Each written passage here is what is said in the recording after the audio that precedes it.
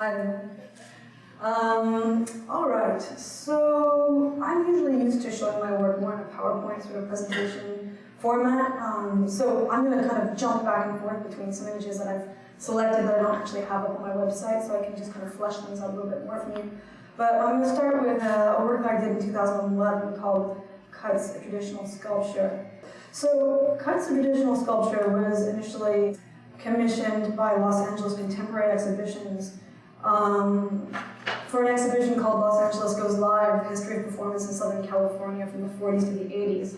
And what I was asked to do was to make a body of work that kind of spoke to the lineage of performance in Southern California and pick a couple of pieces that I found to be particularly inspiring and then kind of use them as a point of departure.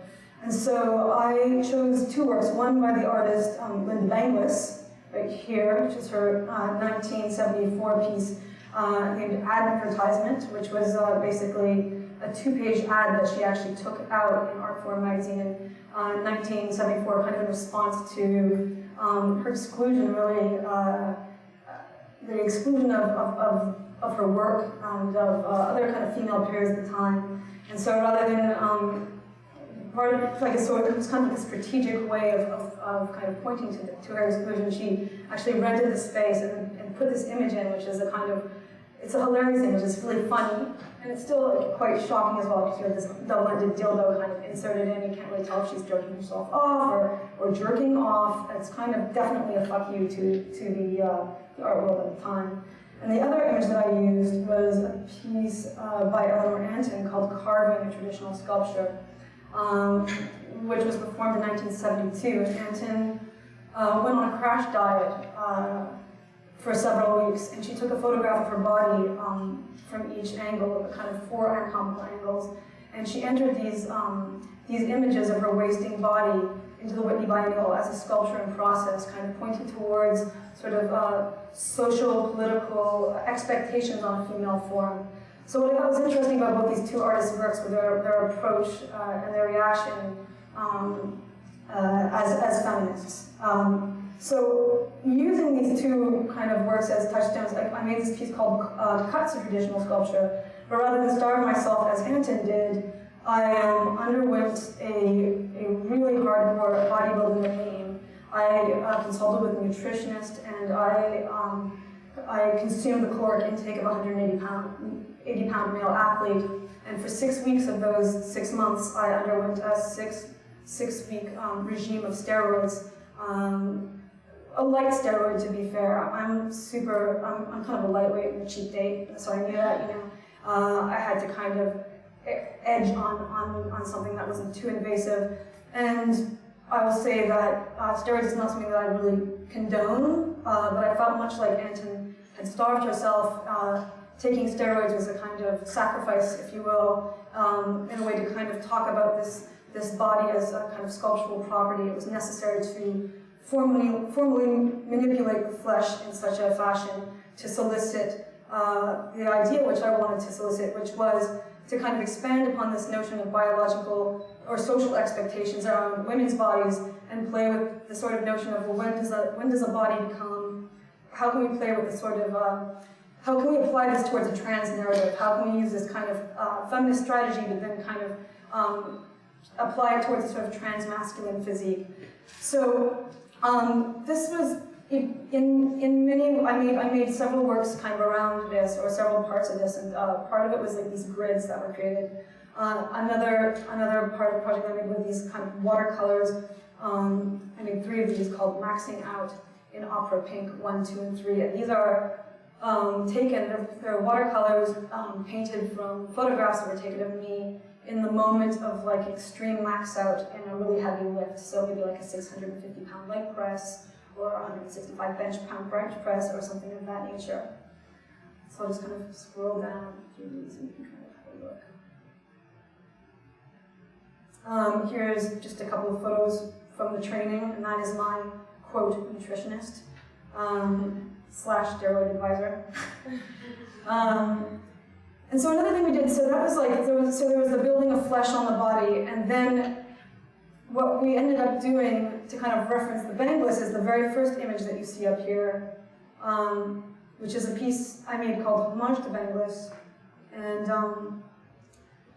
And when I was at the peak of my strength after the 6 months, I worked with a photographer named Robin Black. Robin Black is a fashion photographer, known mostly for her work in photographing mostly gay male publications like Butt Magazine, Homotography. And because she's got a fairly androgynous name, and a lot of these kind of homo publications were based in Europe, they just assumed that she was a male photographer because of the nature of her work, like hard cock, kind of objectifying, must be a gay man. And so we linked these images with her connections online. So rather than taking out space in art form, we linked Homage to Benglis onto these sites, onto Butt, onto Homotography. And it was very interesting to see how these kind of went up these kind of hot or not forums and then would just kind of disappear. So the kind of Trojan horse here was kind of the internet and allowing these this work to be distributed. And then it was like, and then the other thing we did is when you would click on this, it would link back to this website we made called Lady Face Man Body, which kind of had a larger sort of fleshing out of these images. But also you could purchase a kind of a publication, a zine of sorts, which was a collection of these works, but also kind of a description which kind of would encapsulate the project and explain it in relationship to Benglis and Antin and kind of bring it back more to where I was kind of referencing and my interest. And I thought it was quite interesting because people would then post pictures of themselves, their faces and genders obscured with the cover of my magazine. So another thing, if you guys wanted to check this out, there is a video component to this piece, and there's an online video component that lives here, and you just have to kind of click, how do we get there? There, and this would take you to the video. Maybe I'll show just a little snippet of it, and just to get a sense of it. The actual video is actually called, it's a 2-channel piece called Fast Twitch, Slow Twitch, but for the purposes of the web, I've amalgamated it onto 1 channel.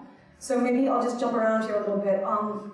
You'll see a couple of different things. Fast Twitch, Slow Twitch is kind of relating to the muscle fibers we have in our body that facilitate the creating of flesh and kinesthetic movement.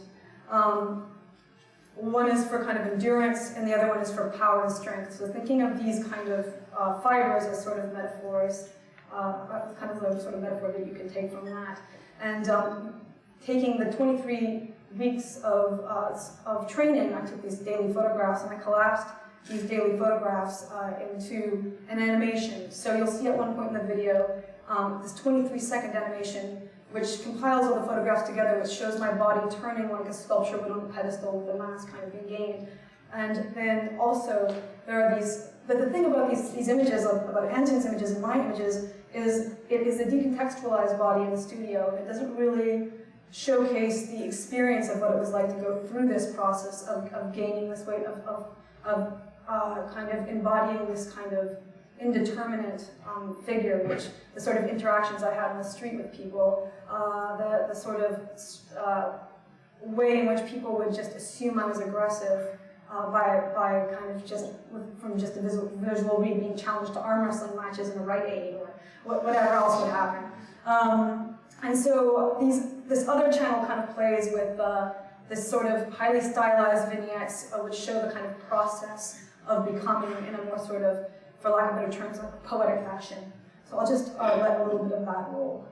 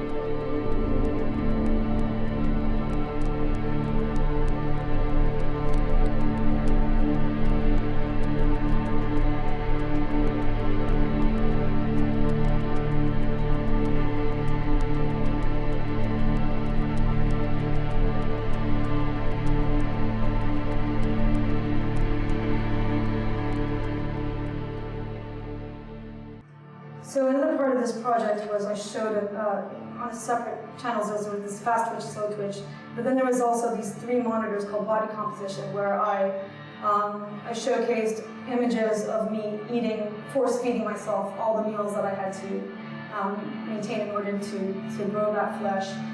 There was also kind of a monitor that displayed raw footage from me training in the gym, and a third monitor in which I documented all the packaging from all the food that I consumed, kind of showing the sort of mechanisms of consumption and production that it takes in order to maintain this kind of construction of a physique.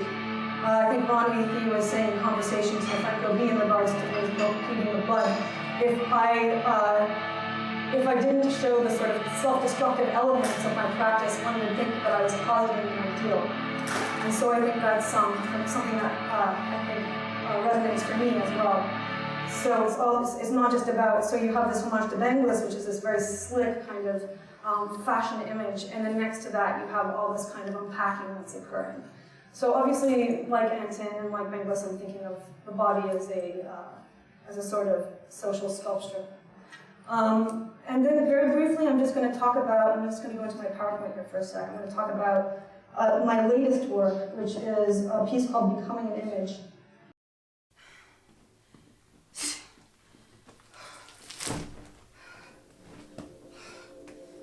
Becoming an Image is a performance designed for the camera, specifically the act of being photographed. Taking place in a blacked-out room, the only elements in the space are the audience, a photographer, a performer, and a block of clay weighing 1,500 pounds. In the darkness, I use my skills as a fighter to unleash an assault where I literally beat the material, molding the form.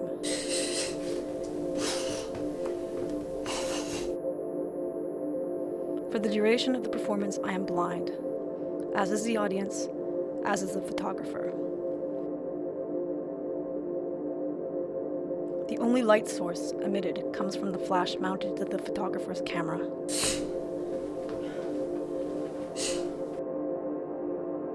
This burst of temporary light allows the audience to glimpse at the suspended photographs. The act of photographing is the only way in which the performance is made visible.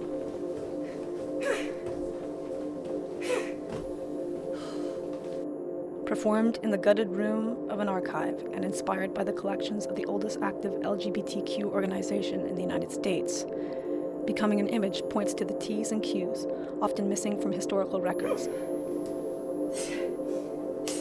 It calls into question the roles of the witness, the aggressor, and the documenter.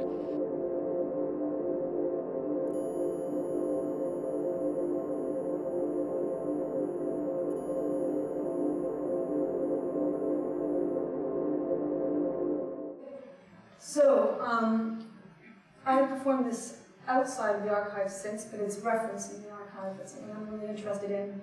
So, things that I'm interested in my works are acts of visibility and invisibility, creating sort of new visual languages for subjectivities that I don't really see out there in the world.